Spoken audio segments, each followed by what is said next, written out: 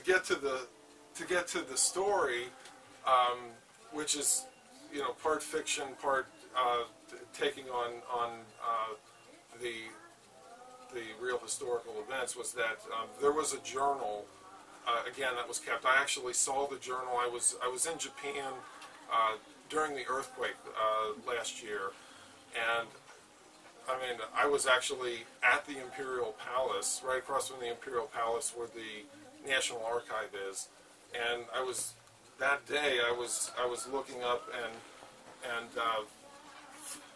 you know, looking for the microfiche of the actual journal of Unit 731, and I'll get to how it finds its way back to the National Archive, but now it's in the National Archive. It was handed back, and it can be viewed under microfiche in the National Archive. But that day I was looking at that was actually that day I was actually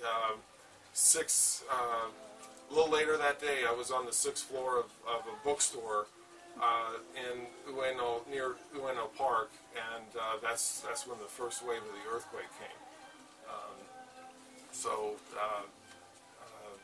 Anyway, the journal itself, was actually kept until the end of the war, and true to life, that Shiro Ishii, who was the MD who actually oversaw the atrocities and the implementation of those in Unit 731, actually had the journal. And I'll get back to where it wound up. In the fictional account, Ito is the one who actually keeps track of things, and Ito is a central character in the book Ito's Ghost.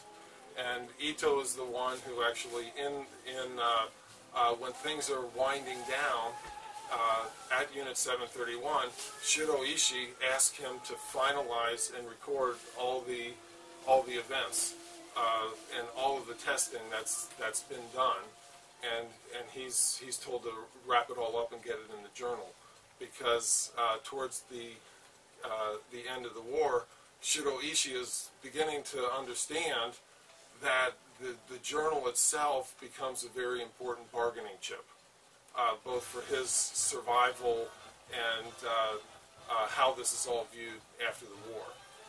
And so Ito keeps the journal, and this is, we're getting a little bit into the border between the fiction and the history, but Ito keeps the journal, and he has a Chinese lover. And he makes a deal with Shiro Ishii. Shiro Ishii says, we'll take her away on the train to Tianjin and get her to Japan. Your job is to finish the journal. So he keeps to his task, finishes the journal, and of course Shiro Ishii in the story doesn't uphold his end of the bargain.